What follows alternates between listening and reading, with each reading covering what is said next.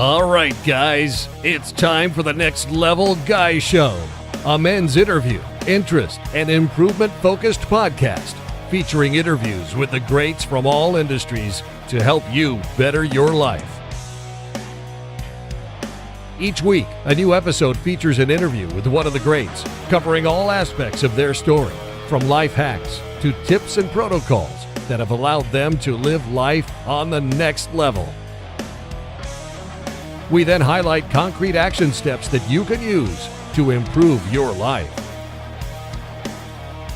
And now, your host, Ian Dawson Mackay.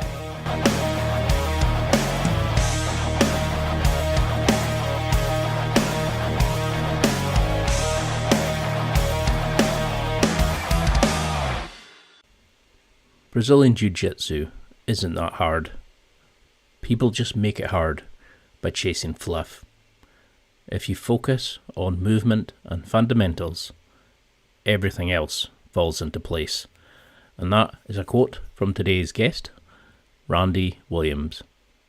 But what if Brazilian Jiu-Jitsu isn't actually that hard? My guest today says the problem isn't the art itself, it's the way we've been taught to overcomplicate it in its learning approach. Meet Randy Williams. He's a Brazilian Jiu-Jitsu black belt and a straight-talking coach who's on a mission to cut through the fluff and show you why Brazilian Jiu-Jitsu actually isn't that hard. He made the call, "You guys are fucking stupid," the call to all Brazilian Jiu-Jitsu practitioners who are fed up with the flashy and want to be effective and actually get somewhere in the sport. From teaching as a blue belt to revolutionising the teaching of Brazilian Jiu-Jitsu to competing worldwide, Randy brings raw honesty, practical wisdom, and a no bullshit approach to mastering the art. And let's get to the interview. Here's Randy.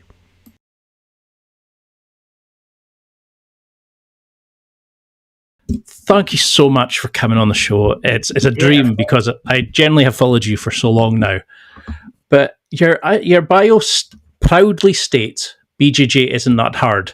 In a world of where people make it hard, what do we do? How do we overcomplicate jiu-jitsu? Excuse me. I think most of the overcomplication comes from two main things. The instructor wanting to be needed, so to keep getting paid. You see it in the fitness industry all the time. You could just deadlift, bench, and all the basic shit, but now we got to do some crazy-ass, jumpy, flippy shit. And the other is insecurity and lack of confidence on the athlete's part. When you've never played a sport and you come into a gym that you see a bunch of shredded dudes, let's just say we have a bunch of shredded dudes, it can be intimidating, and I do understand that. But it really comes down to just, do you think you can do it? And is your instructor making it simple enough so you believe you can do it? It makes a lot of sense because when you first start, it's all this kind of, you see people doing this fancy flips and transition, and you're like, what? I have no idea what I'm doing because it's so out of the norm of what we normally do in life. To suddenly have your personal space invaded by this big sweaty guy in pajamas on top of you, you're like, how did you get into jiu-jitsu? Was there a defining moment that kind of made you think, I need to try this sport? So, no, actually. I was a high school lacrosse and soccer goalkeeper. I was highly aggressive as it was. I was the goalie that would just attack the ball. I had no fear of my own safety. You're a traditional goalie then. Yeah, I was nuts, dude. That was nuts. But I was really good. I was All-American. After a year of playing it, I got to a point where my aggression got the best of me. I got red carded a couple times, and I was in the U.S. There's a truancy court for athletics in school, and I got in a lot of trouble because I was just an asshole. I'm not gonna lie there. And I started dating this girl, my son's mother, and I was going to her house for this. I think it was like the second or third time, and her dad was like, "Hey, you want to help? You want to make some money?" I'm like, yeah, of course I want to make some money. So we're like moving stones in his backyard and for like a border around his pool. So it wasn't really fun, but money. And then he was like, do you wrestle? I'm like, no. want to wrestle? Like, sure, I guess. And I was like, I'm athletic. I thought I was athletic as 125 pounds, and he was just a 45-year-old dude. So I shot and tried to take him down, and then he pulled guard and triangle choked me and sprained my thumb because my hand was in there. And I was like, that was fucking gay. I need to know how to do that so that shit never happens again. I was so mad. And then I started in his basement. He had old Craig Kukluk tapes. He was a blue belt under Henzo. And that was the beginning of the end for me with jiu-jitsu.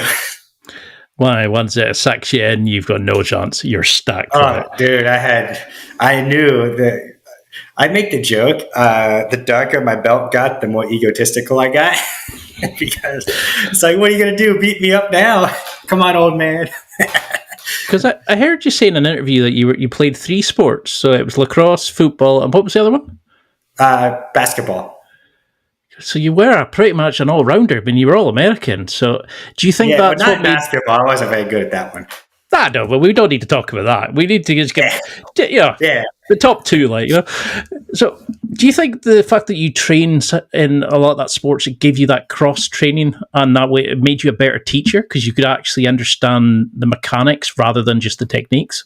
I think so completely. I don't know how much you know. Well, you call it football. You probably know more about soccer than I do. I don't even watch it. But if you watch the way they do lunges and the way they pass and use their feet, that's how my passing is in jiu-jitsu. It's no different. I do a lot of footwork, the same things, right? Because all sports in this end are just hip movement, all of them. I don't think there's an exception to that rule, honestly. It's just learning how to open and close your hips, hip extension, hip compression. And with jiu-jitsu, just add some front rolls and call it a day. But it sounds like every warm-up I've ever done in jiu-jitsu at the minute, like... Exactly. It's unfortunate no one does warm-ups anymore. They think it's boring. Well, unless you're now, was it in the Globetrotter ones, or no, the one when it's like you have to levitate and all that kind of stuff, and it's like shit. You see some of these affiliates and you're like, what the hell is happening? When I started in Gracie Baja, and you had to like bow to the Gracies, you stepped on and off the mat. You had to call each other professor, and you were like a pupil, and you had to sign a card if you were a bad boy, and all this kind of nonsense. And I just thought, there's a lot of it. Was that why you moved originally? You just found that restrictions from your initial teaching at the Gracies to moving across, or was there something else? Because your wife's in the military, so you moved, wasn't it? Yeah. So let's go back a half a step here. I started jiu-jitsu in more of an American style anyway. I never, at first, like first year, we were under like a Pedro Sauer affiliate, but it's not like you ever went there. It was just, it just is what it was at that time. Yeah. And we didn't bow and do all that stuff. There wasn't even jiu-jitsu. It was just MMA when I started. And then that gym went under my current professor, and he was a little more traditional, but he was still, his traditionalism was more about safety. Like, he picked our partners for us. We lined up by rank. We bowed to each other, bowed to the mat. That was important. It's still important to me, bow to your training situation. But we never bowed to pictures on the wall or anything like that. Everything was about mutual respect with my professor. And he's an old school Brazilian guy.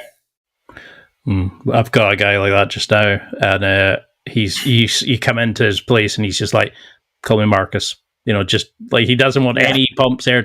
It's like, we're all here to learn, we're all here to have fun. It's just we're not better or anything, we're just learning a sport, and it's actually an amazing place to learn. But how did you find, because you've talked in another interview, I can't remember the name of the podcast, but you talked about growing up in foster care, that you had some anger, you had some ego, that you lived in the gym for a while and that, but you said that the sport really helped you find yourself. How do you think that helped you channel your pangs of growing up into becoming the awesome guy that you are now? A lot of it was, I live a lot of my life by like stupid quotes that somebody told me, like do it right or do it twice, kind of things like that, right? And I always internalized those things. And one of them that really stuck with me is, you learn from your father, whether to be like him or not like him. So I made it a point to take the good of him, but also get rid of the bad. Because my dad wasn't a terrible human. He just didn't know what the fuck he was doing. He was by himself with 3 kids. I can't fault him completely. I'm also older and a little wiser now, so I can't. That's the most important part, isn't it? It's like, I was an angry little bastard for a while, man. Even up until, I would argue until I was like a brown belt, new black belt, I just had to always win. Everything had to be proving a point. And now I just don't care. I do care, but I don't care about certain things anymore. And do you think that it helps you cut through the bullshit in it, that, you know, you now see the sport for the enjoyment of it? It's not about the ego winning. It's about the taking part. And is that why you've discovered like the simplicity of it was best rather than overcomplicating it? Well, the simplicity thing was always what I was, right? Even in my other sports, when I was a soccer player, I didn't get good at anything but diving. If I knew how to cut off angles, it didn't fucking matter how athletic I was if I was smarter than you and more aggressive than you. It didn't matter. I was not the best goalkeeper. Like, I really wasn't the best keeper, but I was an All-American keeper. I have the state record in Delaware for saves in a game. That's also because my team sucked, don't get me wrong. But we only won like 2 games, dude. But I would average like 30 saves a game. It was ridiculous. That's awesome. Yeah, because I wasn't afraid. And sorry, I messed myself up there. I didn't care about bodily harm, but because I cared more about losing, unfortunately. So that's kind of how that all went. And then with jiu-jitsu, it was the same thing for a while. I didn't care about getting broken. I have a couple of injuries because I'm an idiot, but I cared more about winning. And the older I got in the sport, the more people I started to teach and realize this isn't a way of life for everybody. That's when I started to calm down a little bit and make it just simple so everyone can understand. I don't need to be smarter than everybody else just because I am. In the jiu-jitsu context, that is. I mean, I love like the persona that is in your videos is the same guy that you are day to day, and I can't imagine you even crazier getting sent off at football and stuff. So I was so much worse. I've broken my hand on several goalposts, man. Okay, that I can understand it now. Like, I hated losing. Do you think that's like a lot of people are overcomplicating it now? That they're because a lot of your videos are like on the mechanics, the principles of the techniques. Mm-hmm. You seem to say like if we can understand the mechanics, we don't need to worry about the flashy technique or what they're going to do because you know what they're going to do, almost like a Jedi trick. How do you? Is that where we overcomplicate it? We worry about the flashy shit rather than just the DNA of the sport. The thing is, the flashy shit is just different applied principles. If you look at a bolo, it's mechanically the same in my mind as an armbar. That's why I'm relatively good at bolos. I never actually drill bare bolos. I could just do them because it's a limb between my legs and a fulcrum. Excuse me. So once you start looking at things that way, it's a lot easier to put things in a broader context, right? So if every single submission, that's a limb anyway, is just something between your legs, the goal should always be get something between your legs. Be a man. That's always the goal, right? But I've been trying that for years, mate. Never happening. I got lucky. I married way up. But once you know the most basic shit, it all funnels into each other, and then the fancy shit just comes naturally. Like if you watch me roll, I'll spend the first couple minutes just being an asshole, just flipping and doing all kinds of dumb shit. And then the last half, I'm like, okay, time to be disciplined now and actually practice because everything ends up just being the same. I know that was an oversimplification, but I don't know how to explain it much better than that. No, it makes a lot of sense because once you start seeing the mechanics or the core principles of it, you see that pretty much every move involves like a hip change or momentum, like finding your base or a transfer of pressure, or there's so many things that you can kind of go, oh, that's the same as that, even though it looks like a completely different position. Mm-hmm. And what's the current setup? Is it your wife that's in the military and you were a former police officer, or? Oh no, I've always been kind of I guess, a loser. Essentially, I'd never had a real job. I've always just done jujitsu and part-time gigs. My wife is a military officer. And has any of that sort of rubbed? Because I was quite interested in because you've travelled around with her.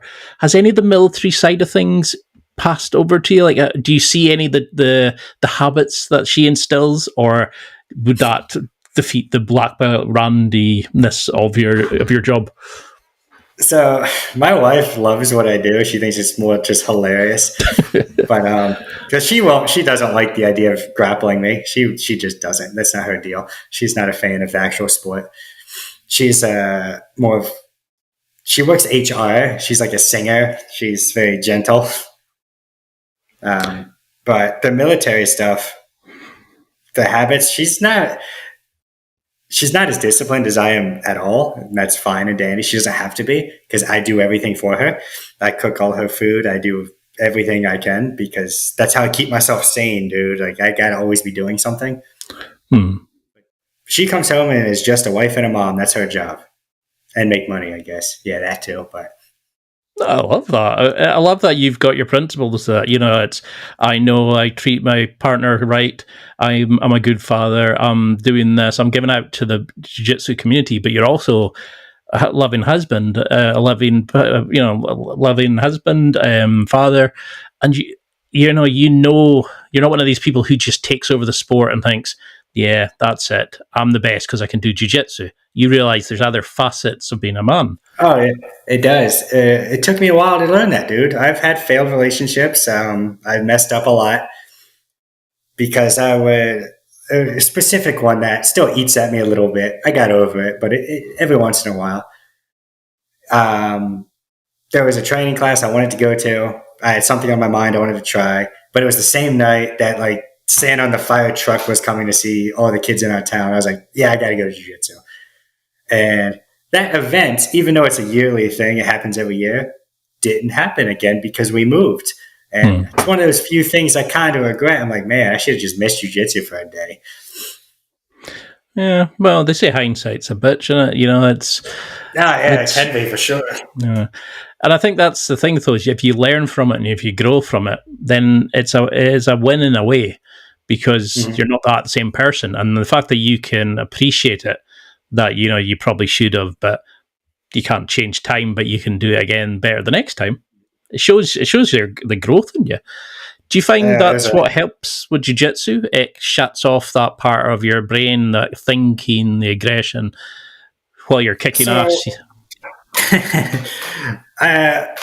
It's interesting because when I train, when I'm teaching, I'm more the way I am online and everything. But when I roll, everything is relatively the first. I give you 2-3 minutes to be fun and playful, but the other half is me just being disciplined and doing what I'm going to do because that's the only way I personally can get better. So it has to be that balance of, yeah, let's have fun and roll, but I'm going to beat the shit out of you now. Because I still want to progress. I still want to get better. And I will always believe the old Joe Rogan quote, beat the shit out of blue belts and you'll get really good at jiu-jitsu. I'm not going to say that I have my blue belt, so that's quite scary. It's true, man. I was going to say, you started teaching as a blue belt. Yeah. That's quite a hell of impressive. I was a moron at blue belt. I'm still a moron now. I was an idiot too. But it's easy when everyone's a white belt.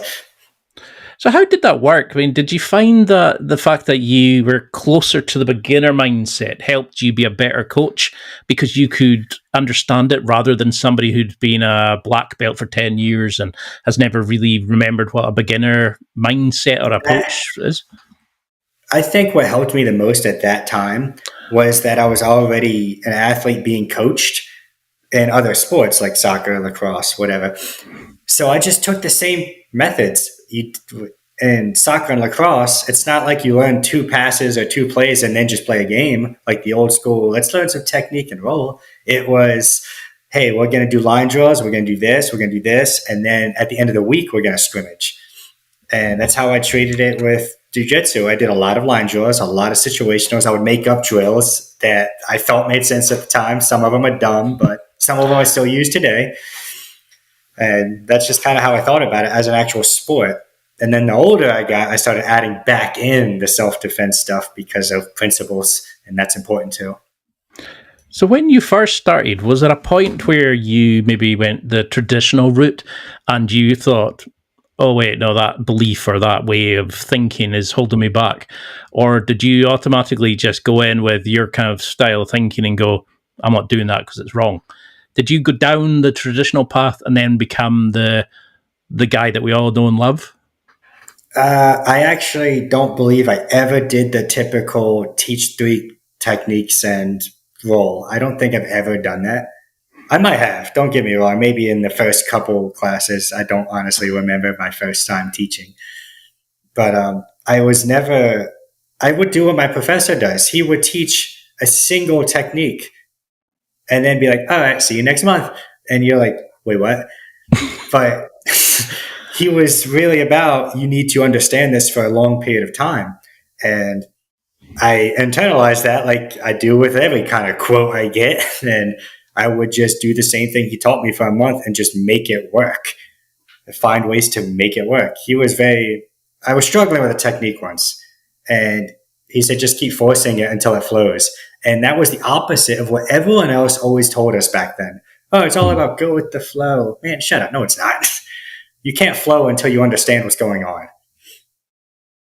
No, it's a great point, because how often do you see these other gyms where they'll go, we have a 16-week revolving program, and you think, oh, that sounds okay. And then you're only spending like one session on this particular movement, and you never see it again and then they change the program later on, and you're like, so do we not do that again? And your brain kind of goes, I was just getting hang of that. And I'm like, what the I tried to be in the middle of the old school guys and these fucking dumbasses of today, because old school guys, 3 techniques, roll. Dumbasses, we're going to do the same games for a month at a time. That shit gets boring. So everything I've done was a lot of situationals, but 2-week periods. Like I have a rotating schedule. It's 10 weeks, but it's based on the 5 major positions, 2 weeks each one top, one bottom. And I change the techniques on what I see fit for the room I'm in, right? So it'd be guard, passing, guard, retention, or guard techniques depend. Guard usually gets a little more time because there's a lot more to it. And then side control top, side control bottom. But every day is situationals of that. So you're getting to work both sides for 2 weeks at a time. I actually really like that style of teaching. That moment of like, we're going to go round and around, but we're going to learn the principle, but we're going to do it, and then we're going to expand like a computer game. You know, like when you get a bit more of the map, it kind of opens up, and you're like, exactly. So I can right, and then you work from there, and then you feel fantastic till the coach teaches the transition to stop what you've just done, and you're like, okay, here we go again, and that's why it's in a particular order. So that's why the order matters. You do guard first. So the next day or the next 2 weeks would be half guard, because more often than not, when you recover your guard, you get to half. When you're passing and you fuck up, you end up in half. And then we go to side control, then mount, then back. Like there's a method to my madness for sure. But it's very positional dominance based. My guys may not be the best submission hunters at the moment, but they will hold you down until you fuck up, and then you'll get submitted. Because that's what I love about your videos, because when you first see them, you're like, this guy's funny, he's got a banter, and then you're kind of like, okay, that was deep. Okay, I understood that. And then before you know it, you're like, shit, I've just learned a load more than I probably have in about 5 classes from a couple of your Instagram shorts. And you're like, so I don't get why we can't have more teachers like you, but then I suppose that's the thing, isn't it? It's just ego, honestly. There are a lot of good teachers one-on-one. Don't get me wrong. There's some of the best guys I've ever rolled with are the worst fucking teachers, but they taught me a lot because of how we rolled, how they could communicate in a situation. But they can't communicate to an idiot. And another one of those quotes, if you treat everyone like a toddler, you'll never get impatient or mad, because you know they're stupid. So you break it down in a way they can understand, and it just is. And then they can understand. You can start to build on that. Because if there's nothing to build on, you might as well build off just the most basic positions. Because that's what I said to a few people was like, when they're learning to drive, is assume the person in front of you will do the most stupid thing possible. And you just wait for that moment and react. And it's the same in jiu-jitsu. They always push off you, or they leave an arm out or whatever. And it's almost like, okay. And it's only when you've been training for a bit of time, you start going, so I'm grabbing that arm because they're leaving it out. Oh, that's what I did at the start. And it's like a full circle. You learn and go, I was a moron back then myself. It's because you talk about, is it organic jiu-jitsu and fluid movements and things like that? Where did that kind of concepts come from? That kind of understanding of oversimplification of it, of kind of going, these are the things we can actually make as better practitioners. So when I moved to Mississippi, I had a lot of free time, right? Like I said, I don't have a part-time job. I was just teaching. And I was just thinking, stand-up and bass is pretty cool. And it was driven into my head by one of the first instructors I ever had. He's an old school, balance jiu-jitsu guy. And he was like the OG black belt in Delaware. His name is Alex. And he would always say, you just stand up and bass all the time. And I just never got that. And then one day I was like, I get it now. Because he would just say, just stand up and bass. How you get off the couch, stand up and bass. How you get off the floor with your kids, stand up and bass. And so I just did that because he was my coach. Why would I not listen? And I still do that. I still drill, stand up and bass, because everything in jiu-jitsu is some form of stand up and bass. A hip escape is a pivot on your shoulder and the far side foot. A lot of sweeps are just stand up and bass. My closed guard, I put all my weight on my knee on your back, and hip switch, that's standing up and bass. It's all the same thing. And then I went down that rabbit hole of trying to find everything that's the same, and drove myself kind of mad with notes, but there's that. I think a lot of people like me just now, my brain has literally gone that picture, and then sort of combining the two of them and going, how have you not seen this before? And oh god, that's that and that. It's just 2 minutes in with you, and you're like, Jesus, you've completely revolutionized how we would view jiu-jitsu. I think a lot of people, white belts, should watch your stuff, because you teach the stuff that we no longer get anymore, because they're all talking about their branding. All these gyms want to focus on, we're different, we're unique, we're special. You just brought up a great point. Like, I don't want to be a hater, but Chris Bones saying, I didn't learn this my first 20 years. How? Because back then, this is how I was taught. I'm not trying to reinvent the wheel. Yeah. When I see instructors out of these old heads, which is great, I love the old school generation. I fit more in with them than I do the new one, I think. I think I'm a nice balance, per se. Anyway, sorry. I don't understand how they don't know self-defense. How can you be doing jiu-jitsu 20 years and not know the self-defense aspect? How can you not understand weight distribution? That's something that recently has been bugging me a little bit, because that's how we were taught. That's how, what I'm telling you, I was taught that. I didn't figure it out on my own entirely. I just simplified it to a degree and made it easier for everyone to access. But I didn't invent anything. Maybe a couple of transitions I've never seen before, but I'm sure somebody's done it. Because all I do is combine the most basic techniques with hip switching. So instead of armbar to triangle, I do armbar to omoplata, because it's an easier, faster, quicker hip switch. And the shorter your transitions, the less places the technique can break down. And omoplatas are cool. So that's kind of how I think about everything. Efficiency, weight distribution principles, and find the best way to do it. And that's relative to you, because your best way is not going to be my best way. We're different bodies. Yeah, I'm also a lot fatter. I do a lot of pressure passing. That So do wins the day for me. Pressure is great, man.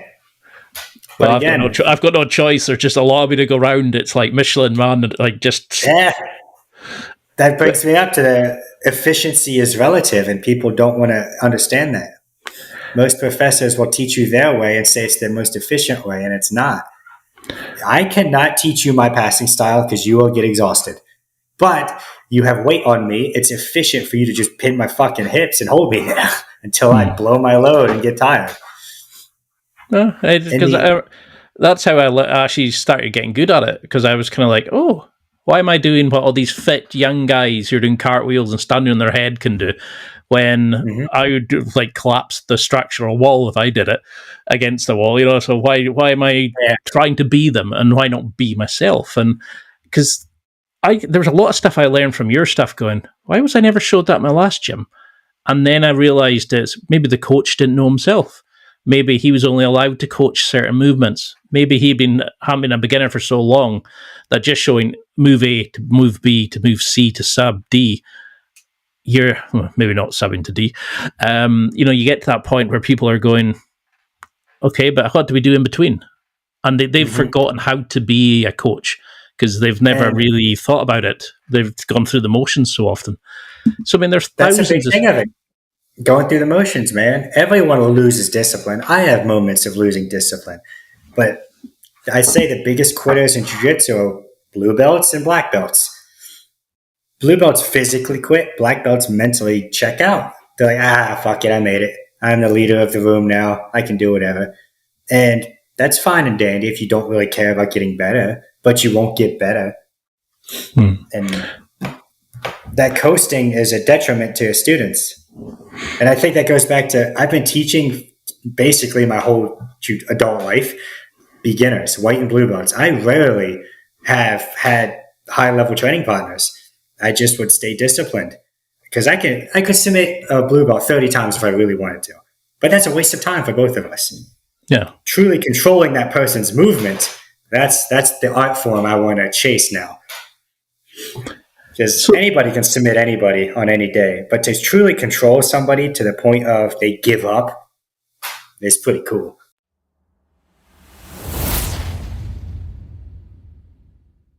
It's time for a quick break. There are millions of potential products to buy, so how do you know which ones are worth your hard-earned money? Simple. You go to nextlevelguy.com/affiliates and explore those that will transform and improve your life. You'll find deals, listener exclusives, and special offers with some great companies. Recommendations are 100% honest and only on items Ian has tried or believes in. The companies showcased will make you a better man in all areas of your life. Simply go to nextlevelguy.com/affiliates and level up.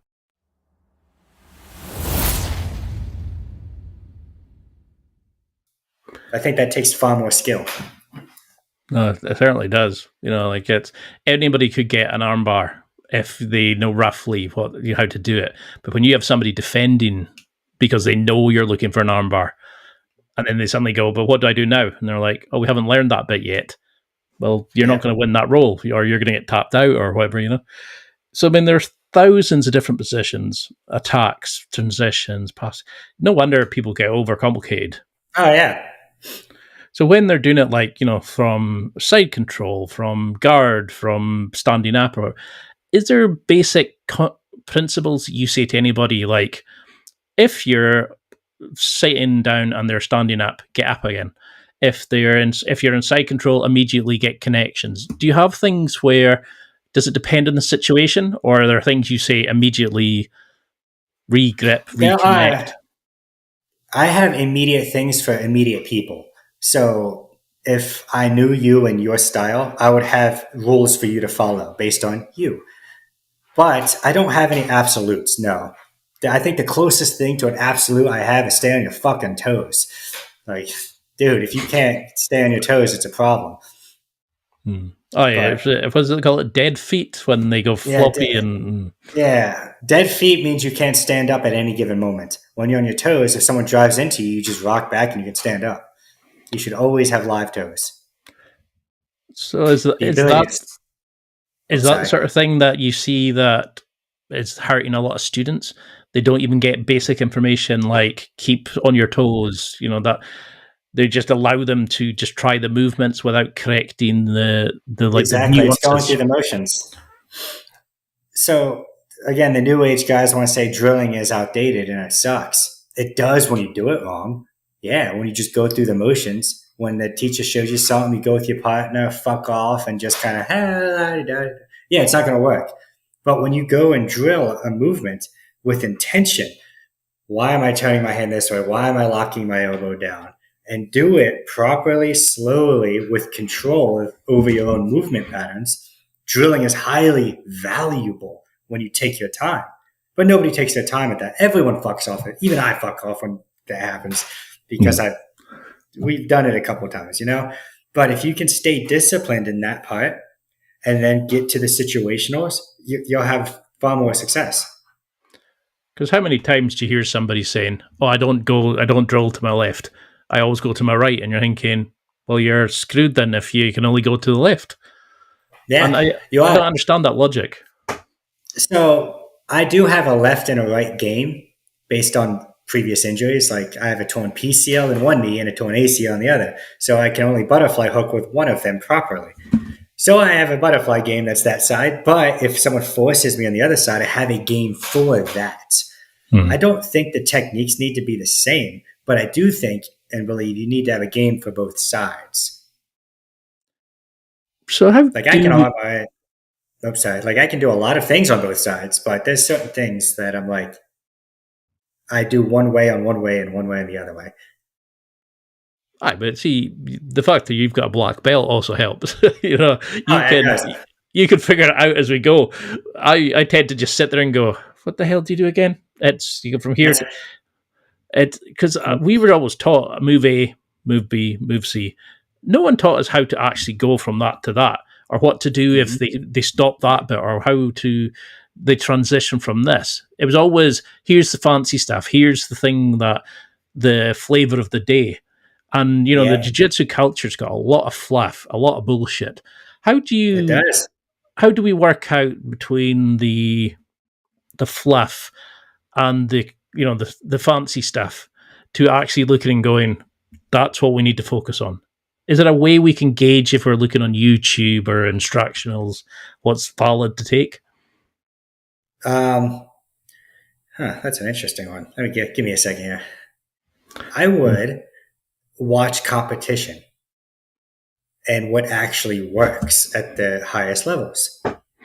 And if you notice, the greatest grapplers, Marcelo, Hajo, Gordon, I would even put Adam Wojcicki up there at the moment, are all surprisingly simple grapplers. They're all systemized, and that's why they win. It's consistent, simple effort over long periods of time. And that's all it really is. When you watch people like them, they all follow the same old school Gracie approach of make your opponent tired, capitalize on it. Wear them out, capitalize on it. Adam, like he was 35 in the adult division. That's pretty old. And people were faster. He just wear them out. When they would try to take his back, get his cool sit-up sweeps, butterfly sweeps, wear them out on top, submit them from out. That's what Hajo did. That's what Gordon does with his camping. Everyone does that are really good. They follow no matter who you are, the goal in the end is the same. Make the other person tired enough that you can submit them. And if nobody gets tired, generally the person on top is going to win. And that rule doesn't really change no matter what format you're doing. Well, rule set, sorry. Well, I've had Hodger and Bernardo Ferrara on, and they said similar, was, you know, why would I play to defend their strengths? I'm just going to focus on the moves I know, transition, they're going to get connection, you know, and they're going to slowly just build their way through. They're not going to overcomplicate it. They're just going to cook the person to the point where they just have to go. You know. And for Bernardo, I think he said something like he practices over-under pass thousands and thousands of times. And now he knows it's once he gets somebody there, he can dictate what happens from there because he's just so good at it. Is there a move that you learned like that? That you know, was it they say, don't fear the guy that has 1,000 different kicks, fear the guy that's practiced the one kick 1,000 times? I'm like the guy that's done 500 things 500 times. There's a lot of places I feel really comfortable in because I understand everything fails in predictable manners. Every sweep fails if they post. So I just triangle the fuck out of you. It doesn't have to be that deep. I just make, again, everything the same concept. I find the failure point of the original techniques that I learned, like the scissor sweep, hip bump sweep, butterfly sweeps, these basic things. they all fail the same way. And then I just do the same attacks off of them. So a lot of kimuras, armbaras, triangles, omoplatas, because they're all mechanically the exact same thing. I like that. And how do you think what's it they call it now? The celebrity effect. Because you've got like Aston Kutcher, Keanu Reeves, obviously with John Wick, Mm-hmm. but I knew he was training before. You got Tom Hardy, Demi Lovato, I think who else has been big?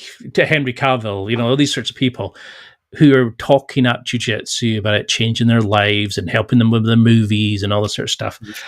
How do we avoid falling into the trap of, I'm going to do jiu-jitsu because of so-and-so, but how can we learn from them? Do you see any of them, like habits that they utilize that makes them good, that maybe doing their job, is that helping the sport, them talking it up, or is it bringing in too many people who just want to do it till they see the reality of it? It's always been the same for me. If somebody comes to jiu-jitsu, whether this was 15 years ago or today, they will quit if they're not in it for the right reasons. It doesn't matter. The amount of quitters now is no more, no less than it was back then. It's just proportionally more because there's a lot more people, right? It's never a bad thing to bring attention to the sport, right? Yeah. Well, there's bad attention with the weird pedophile shit, but other than that weird shit, people bringing to light, no matter if they're famous, whether they're legit or not, like who cares if Demi Lovato is a real purple belt? I don't care. But what matters is she pushes the sport out. And that's always important. That's always useful because if it could help one person, she did something right. Yeah. It's not always about winning. You can make a difference and not win. You can lose and make a huge difference. Because there's a video of Tom Hardy, I don't know, is he after like a training session or something, and he's literally just saying, I do it, I know I'm not going to win every role, but I do it because it makes me happy. It keeps me calm, but it also lets me de-stress after being all the movies and all that kind of stuff. And he said it kind of keeps him it keeps him. And the same with Henry Cavill. He said he needed something that was his kind of time, like a physical thing. Like he builds computers, but he also said he needed the physical side of that kind of activity, and that was jiu-jitsu. And I love the fact that they're doing it, but doing it for the right reason. They're not just doing it because it's cool. But for anybody who is struggling, you've seen hundreds of students come and go. What separates those that leave? Is it, like you're saying, the wrong reasons? How can they find their way back? I mean, I've been off with a shoulder injury, like I've got a shoulder impingement just now, and I'm feeling a bit kind of, shit, I don't know how to go back. I don't know how to train again. How if we're feeling lost or we are wanting to start but do it rightly, how can we refine the passion for the sport? So that's an interesting question because I get it a lot. How do you stay the way you are? I not once ever thought I was going to quit. I never stopped. No matter how injured I was, I at least was in the gym. And maybe that's because I'm crazy. I don't really know. But I never once thought this wasn't for me. And I was not the most supported person. My original community did not like me. I was an asshole. I rolled hard. I was spazzy. It is what it is. But not once have I wanted to quit. But what I've noticed, the people who stick around the longest are the people who need a purpose in life. Or the opposite, they have nothing else better to do. Like the older guys who are doctors and shit, they're like, crap, they need to still feel manly. I don't know a simpler way to put that. Yeah. Every nerd at some point needs to feel like a man. And what's more manly than controlling somebody? Like, I don't know if that's politically correct to say or not, but you look at the biggest nerds in the world who do this sport, they're confident, happy. But you take that same person, that magic playing nerd, and take away jiu-jitsu, and he's a loser. It's more of a self-confidence thing than anything. I think everyone should learn how to find something that makes them feel like they are awesome. And jiu-jitsu just does that for me and a lot of other people. Yeah, I suppose, because if you think of it, back in the day as a kid, some of the best days you had were rough and tumble with your friends and rolling and throwing each other about. But you never cared about who won or who lost in the end. It was just about the physicalness of it, the connection, the physical exertion of it. And I think as that's been taken out of modern day life, you barely get to sit next to each other on a bus and somebody's, you're invading my personal space and all this kind of shit. Exactly. And you're like, it's sad the way society's gone now. Do you think it's interesting? Would you want more people doing jiu-jitsu for that reason? It's hard to say for that reason. I just think everyone should do something physical. I don't even care if you do CrossFit, dude. Like something. How can you, I'm just going to use me and you as examples, be a man and not do something physical to take care of yourself so you can take care of others? I just don't understand. That's always been kind of ingrained into me, just I guess by life. No one really told me to be that way. Just I noticed it throughout life. The people who didn't have good father figures or good men in their life or stronger men tended to fail at what they were trying to do. So why not surround yourself by those type of people? I needed that when I was growing up. Jiu-jitsu was that. I had a lot of good father figures in jiu-jitsu. But I also got to be aggressive and physical. Which helps. Which helps a lot, yes. It helps a lot.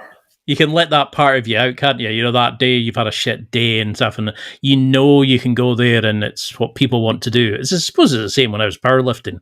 You knew you could throw the weights around. That's why I like lifting. That is why I like lifting more now than ever. Because I can't go to jiu-jitsu and be an asshole anymore. I'm better than everyone in that room. I'd actually hurt somebody. Now, I lift weights to get my anger and frustrations out, and jiu-jitsu is just the easiest part of my day. But that's also easy for me to say. It's easy for me to say. I wish it was the easiest part of my day at times. I'm sitting there coming out going, what just happened there? I'm sure I was meant to be winning here a minute ago. And do you think that's the thing is too many people are worried about their ego? They're worried about who won that round, for sure. We judge each other. How do we stop that? You don't. You just got to not give a fuck. I can't stop you right now from thinking this guy's nuts or, man, this was a terrible idea. But I cannot care. And it doesn't affect my sanity whatsoever. Yeah. And was that always ingrained? I'm not entirely sure. I cared a lot about certain things until one of my main coaches, Alberto, he said, the only people's opinions who matter are the ones who matter. And then, again, I internalized that and realized 99% of people don't fucking matter. So why the fuck should I think about what they think? Care about what they think? I love the way you do that. Like, you take it's like the Bruce Lee thing. You absorb what's good and you just pump out the bad stuff. And then you just have fun with life. And I really like that approach that you do that, where you kind of just go, I internalize that because it helped me. The bad stuff, yeah, that's it. I roll it away. Literally, in this case. Yeah. And what do you do? What am I going to do about it? What do you do with like weights and that? Are you doing more weights now as you get older? Are you incorporating yoga? Oh, shit ton. Like that? All weights. I don't do any stretching, mobility, nothing. I use weights to do it for me. Weights push me down into a deeper squat. I put something behind my back. Weights push down a deeper bench. Don't make it hard. Suppose that's the principle in it. It's like, why add 50, everything. 60 things and you can just do, like you're saying, why oversimplify it? Why overcomplicate it? Like, all I do is bench, deadlift, squat, overhead press. That's it. And then like 2 accessories for each of those. Are you still doing it? Is it the 5-3-1 you were doing? Yes and no. I'll use that rep range, but I'm doing more of a push-pull legs now just because why not? It's easier it's just simpler for me to remember what day I'm on because it's not a week thing. It's do push, do pull, do legs, repeat. I suppose there's only 3 parts. You know, you can't go wrong there. Like, yeah, exactly. I loved 5-3-1, but I found it was very gym centric at the time when it first came out. You had to really have it's the awesome. equipment. I love 5-3-1 because you could literally do just those 4 lifts and improve the way it was set up. Was it But Jim Wendler that created that? weirdly, yeah. Ah, I it's never actually read his book. I just, again, that guy is shredded. I guess I should listen to him. because that's what I do. Like I've now started watching a lot more sort of, I want to call them YouTube coaches, like something, and I kind of go, Yeah. and if I start seeing little bits from each person, and then they'll say something, and I kind of go, how the hell? And then 2 minutes in with you, I was like, jeez, like I've learned more this than I pay in a £60 a month bloody class, and I just It's good to got, know. but you're notorious for cutting through the fluff and for just talking like a pal. Sometimes you say stuff and you're like, fuck, how's he get away with that? But you said in Yeah, another no. So I learned that you can be the biggest asshole if you help people after the fact. I used to work in a kitchen, and one of the head chefs, that was one of my first jobs. He said, "You could be the biggest dick you want as long as you're good at your job." I was like, "Fuck yeah, all right!" So I became the best dishwasher ever. what is it to say? Make yourself irreplaceable, and you can do or say whatever you want. Like, Exactly, but a lot of it isn't just because this is truly how I talk. I'm not the act like this. Everyone thinks it's an accent. It's just a speech impediment. I'm like stupid with my voice, but it helped me stand out, and I've always used it for that. And same with the way I talk. If like we all love John Donaher, but he's boring as shit. So if I can take that information because he's correct on everything, I'm a systemizer myself. He seems to be more systematic as well. Obviously, enter the fucking system. And if I tell you, hey, stupid, grab the fucking collar here, you're going to listen, or at least you'll remember it, even though you'll be pissed off for a second. Versus, now let's pronate your hand, enter your 4 digits into his lapel, and then say some Japanese shit. But no, it's just too fucking much. Just the 4 words or less should be all you need. I was trying to remember which video it was. I found your stuff, and I'd literally gone through a few jiu-jitsu videos, and it was like, do this, and we're going to move into Habdi Haragara and all this kind of stuff. And I was like, and then literally I came to your video, and it was, you're overcomplicating this, fuckheads. Just do this, or you're doing this like stupid. I was just kind of like, okay, I'll watch this.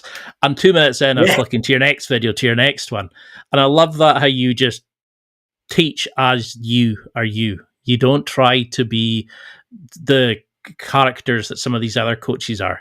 You're the same guys behind the mic as you are in front of the mic. But where do we go wrong? Because I think you've got a quote. I had to write it down. Where was it? Stop drilling technique, start drilling movement. Why are things like that so important? It's always been important. It's just all these new age guys don't do line drills anymore. No one wants to shrimp up and down the mat. And I'm not saying you need to do that forever. Like at purple belt, skipping warm-ups makes sense because you have those basic movements down. But those purple belts are now the motherfuckers teaching. They're not doing warm-ups at all and wonder why people struggle learning when they're teaching a technique. And when I teach, let's just go with a sample week here. We're doing the armbar from guard. I teach you how to literally just bring your hips up first. We spend a whole day. Monday is just on movements. And then the rest of the week, we build off those movements. I teach the same technique system for a week at a time, but a technique is automatically a system to me. Like the closed guard, armbar, that transition between it. That's what I'll go over for a week, sometimes 2 at a time, depending on the room I'm in.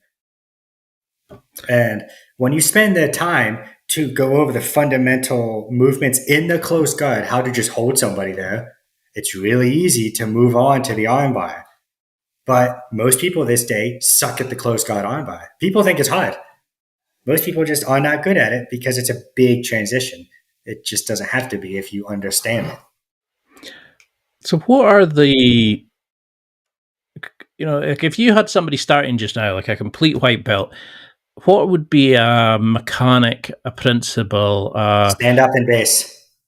Is that the thing that would knock off, say, 6 months off their learning curve? Yep, if not more. No joke. When I taught at the Dover Air Force Base, we were very tournament heavy. We all competed then. I had white belts who trained 3 weeks winning golds at white and blue because I would just teach them close guard, arm drag, collar choke, and then the mechanics behind it, and that was it. Now, they would lose if somebody passed their guard. Don't get me wrong. It wasn't like foolproof. No. But it would set their confidence up. Like I said, confidence is almost everything in the sport. If you think you can, you can. And they thought and knew they could beat people in a tournament setting. So why couldn't they pass the guard? Why couldn't they learn other things? So I found the simplest way in my mind to win a tournament. That was pull guard, do a fucking arm drag, and a bow and arrow choke. I learned that when I was a blue belt. I've won tons of matches with it. So that's what I did. And then we built a system off of that. What if they defend the choke? Pull it, do a triangle. Their hands are up. They're fucking dumb. Cool, you win. It's predictable. And that I would teach concept through system versus the other way around. A lot of people teach concepts first. And if you have nothing to relate a concept to, you're not going to fucking understand it. So I would teach a system and then the concepts through the system. And then we'd add techniques once you understood what a technique was. Sorry, that was a long-winded one. No worries. You need oxygen to... It's like jiu-jitsu. You need oxygen to survive. Yeah, I'm like, oh shit. I do rant a lot. I'm so sorry. I mean, is that why we get to the point where I could be, drilling with somebody and they could go, okay, I put my leg up here and I sit here and, but they don't know the nuances of how to actually grip or pull on that because they don't get taught, like you're saying, they don't get taught the concepts. They just get taught the move. So they don't know how to piece it together. I agree. They just don't. And that's not entirely their fault. I had to figure a lot of this out on my own. Don't get me wrong. Like I said, I only got to study my professor once a month. And even less sometimes. And I was on my own teaching for the most part since late blue belt. So until I was a black belt, I didn't have another black belt to train with. Like moving here was the first time I had a black belt to consistently train and nitpick me because Jay, the guy I train with, is a Rob Kahn black belt. And he's very conceptual to a point of annoyance. Like he talks a lot. We're similar, so we butt heads a lot. And it's fun. I've had Rob Berenaki. Rob Kahn. Oh, Rob Kahn. He's Hoist Gracie's first American black belt. He might be Hoist Gracie's first black belt. I'm pretty sure it's first black belt. I think that's amazing though, because like I remember gyms where I would come out and I was rolling with a blue belt from standing, and he said to me, "How'd you pull guard?" He had never pulled guard, and I thought, "How was he a blue belt?" Uh-huh. And I was thinking he didn't know how to go from his feet. He'd only ever rolled from his knees. He had never had been allowed to figure that out or be shown how to do it. And I thought, this is scary because there's a whole part of that game then that he's not been taught or allowed to. Exactly. I think a lot of it comes down to mistranslation of the old school guys, right? Because the old school guys came here not really speaking English. They would over-exaggerate movements so you could see, or what they thought would help you see the technique since they couldn't speak it properly. So if you look at a lot of old school Americans and their technique, it's very exaggerated, right? It's not very tight and technical and pretty. And the same goes with that. We don't train on our knees at my gym. We always start standing, but there's nothing wrong with sitting guard in the gym anyway. If you sit guard in a tournament, I'm going to be really upset with you. But pulling guard's acceptable. Sitting guard is not. Now, I think, again, mistranslation. We did it for safety. When my professor, we always started on our knees, but we did start standing at times, but it wasn't all the time. So we knew how to pull guard, but he also taught us how to pull guard on our knees, so it would apply to standing. So I think, again, it comes to that, hey, they didn't understand how to explain, we're doing this for safety. This isn't how you should do it every day. I hope that came out right. Yeah, it's because I think that's the thing, isn't it? It's like you learn by going, here's a move from here, but a lot of people don't learn how to get to that position or or what to do if they fail from that position. You can see their thing and go, wait, this is how I was shown. That's not what they were to do. They were meant to go left, and they've actually rolled on to turtle. And I'm like, what do I do now? And you can see people sitting stumped going, because they know 6 moves, but they don't know jiu-jitsu from that position. Mm-hmm. And I think that's where you're doing so well, because You talk about drilling the mechanics and the principles of it. So it doesn't really matter where you're going from or which position. Yeah. If you use the principles and the mechanics, you're going to be successful. How Mm-hmm. do you want a student to learn this? Is it that, because you said, I'm trying to get another interview, you said you want the people who just shut up and do it are the best students. Yeah, they are. Do you still think And it's that not. now? Oh, of course. If you just do what the fuck you're told, well, the thing is, I have grown a smidgen. If you do what the fuck you're told with the right people, you'll go far. But if you do what the fuck you're told with the wrong people, you're going to build bad habits. So, yeah, I do preach that to my students because I think I'm doing things somewhat correctly. But I get. Let me think here. I'm sorry. You need to do what you're told in the beginning, no matter what. You need to know how to do the most basic positions, hold the basic positions, and why are you paying me if you don't want to listen to me? That's what it kind of boils down to. Why are you going to pay somebody you don't want to listen to? Why do you think you know better than me? And if you do, then prove it. That's fine. I'm okay with that. I'm a man of science. If you can prove me wrong, I gladly change. I've changed my technique tons of times because it's been proven wrong. But when you're a white belt in a sport that I spent my entire life doing, what makes you think that I'm going to lead you astray? Why would I do that? You're It's one of wanting those people things that to always, succeed. Yeah. yeah. And like, I understand that back in the day, black belts didn't want their students to ever catch them. Dude, I have blue belts who can catch me now because they're just principle based. And they just hold me down, and I'm an impatient little fucker, and I try to squiggle my way out because I fucking hate losing, and then I get caught. You said just now that one of the most important things I probably heard somebody say was like, you will actually willing to change. If you've been taught wrong, you will change it. You will go, Oh yeah, I'm going to revamp it. How many coaches? There's probably quite a few who would say, no, I'm never wrong. No, they just didn't understand it. oh, yeah. No, they're. And they might actually be right in context to themselves, right? My professor loves the underhook far side armbar, and he's very, very good at it. I know he's going to do it, and he would rip my arm off 10 times around, and it would just be infuriating. I don't like the underhook. I like cross body control. I don't like side control at all, actually. I don't like the typical this. I think it's outdated, but it works really, really well for him, and he's really good at it, and his students are really good at it because that's what they work on. So I'm a firm believer in whatever you drill and do a ton will be successful. Look at Eddie Bravo. Like he's a great example of that. The 10th planet system is a great example of you do it enough, it'll fucking work, even though it's silly. Is it the most efficient path to victory? Probably not, but you do it enough and enjoy it enough, it'll work. I remember looking at the 10th planet stuff. I think that was the one I was thinking of earlier. And I can remember going, what the fuck? Their warm ups, I could barely understand. Never mind I was like, surely this is just silly, the stuff they were doing. It is silly until you are good enough to understand it, which is interesting because he's a systemizer too. Eddie's a systemizer.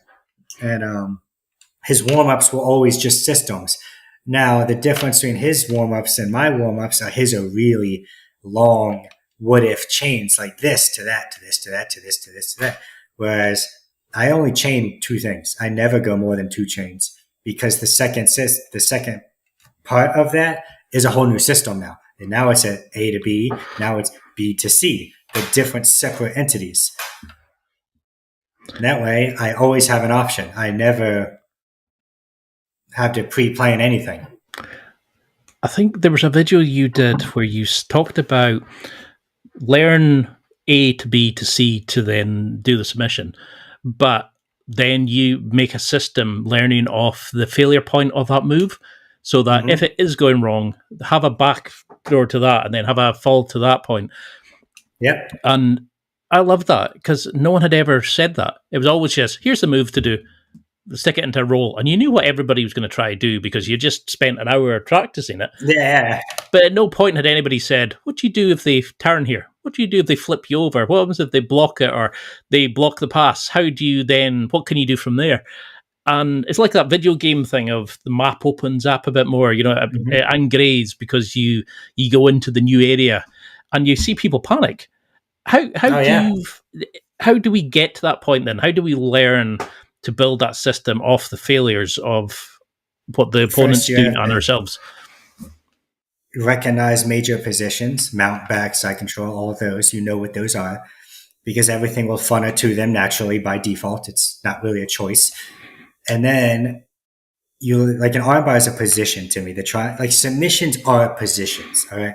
Once you put that in that terms, it makes it a lot easier to see in your mind.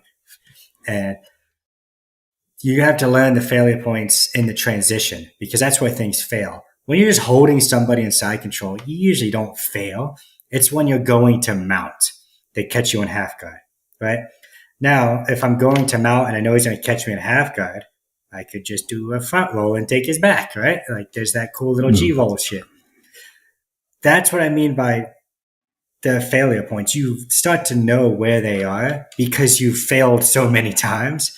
And then you pick the ones that are the most common. Like, yeah, sometimes you might fail in some crazy ass way where they're somehow on your back.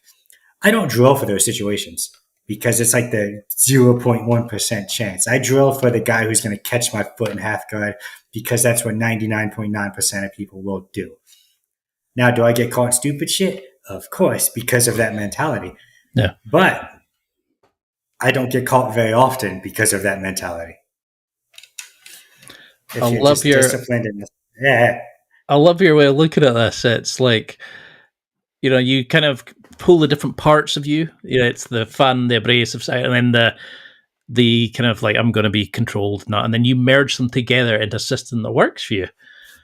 Because you talked in another video about how you don't drill the movement. You drill, where is it? I had to write out. You drill the mechanics that apply to the techniques. Can you go into a little bit about that, about how that's different than the traditional way of doing it? Most people learn a technique in isolation or they learn a system in isolation. So when they go to roll, they don't have the coordination to actually do it.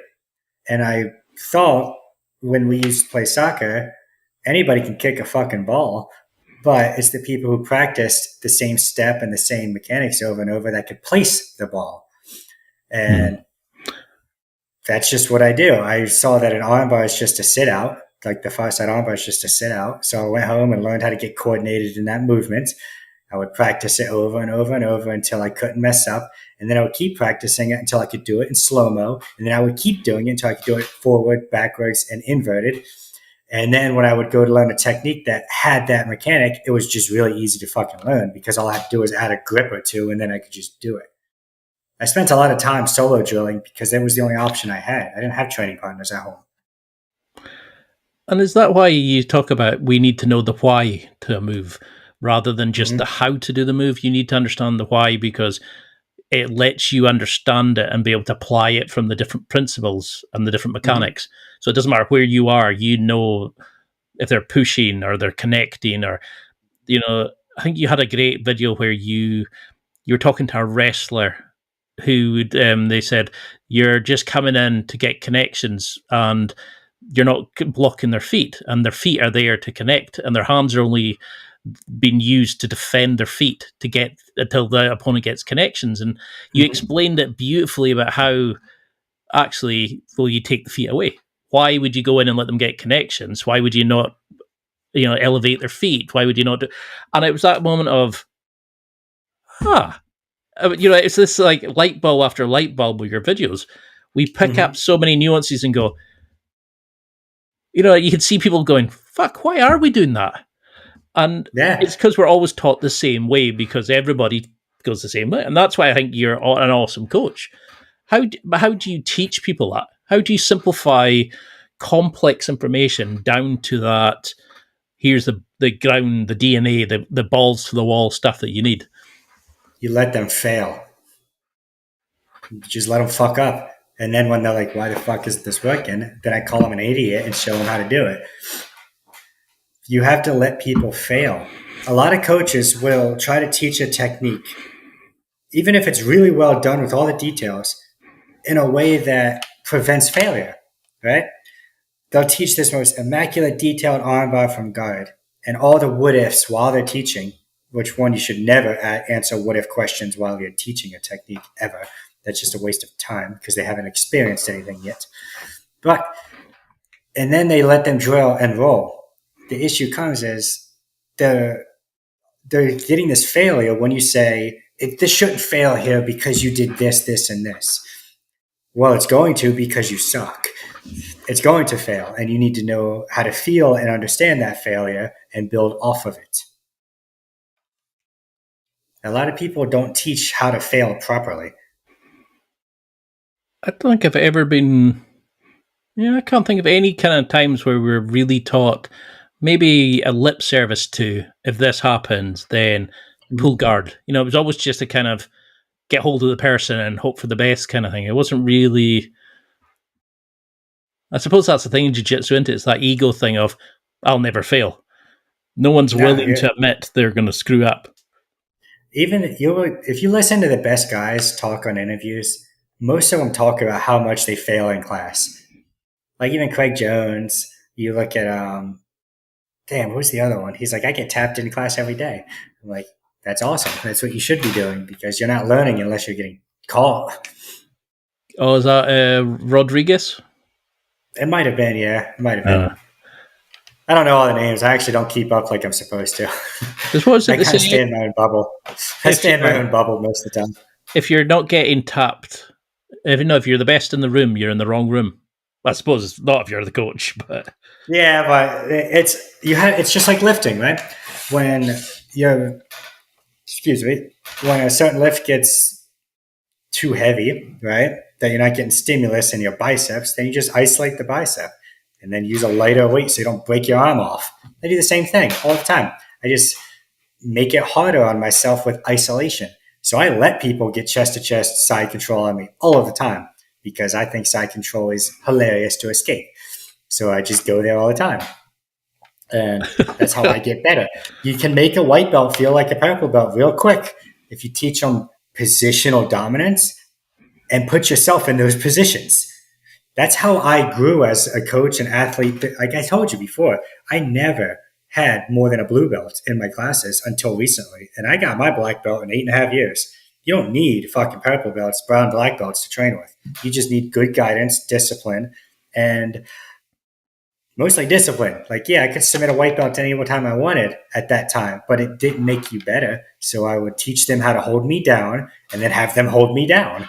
I would teach them how to counter my arm locks, and then I would arm lock them anyway. I would give them all the answers to my problems. I would teach the opposite of what I was working on and situational it. So yeah, some of my earlier students got abused. It just is what it is at the time. They're still my students, thankfully, but they're upset. I'm a lot nicer to my students now. It probably helped them more than you'll ever know, because I think Rob Bernanke said that because they only had a few people up in his gym. So he said they learned together and he would teach them to be able to give him what for. And then he would learn from them. And then because they were seeing stuff that they would never normally get, they kind of opened up this whole new genre of jiu-jitsu for them. I don't think I ever said that before. I don't think I'll ever say genre of jiu-jitsu again. How do you approach training then? Because are you putting yourself into these uncomfortable positions to learn? Because you've said you're adding principles to your techniques. Is that what you're doing? Putting yourself in the worst situations and finding how to get out of it? I do that often with positions, but not submissions. I don't believe in submission escapes. That means you fucked up a long time ago. And it's also a longevity thing. Like, I'm not going to let some white belt practice his armbar. Sorry, dude. But you can practice your mount and your chokes, I guess. But when it comes to escapes, you get a lot of reps of that in the beginning of your journey. And that's a good thing. But your offense ends up being lacking. So you need to just beat the shit out of blue belts to have a good offense. But then you become so offensive minded, you figure out what it's like to be on your back. So I try to balance those two things. Like I pay a lot of attention to the clock when I'm rolling.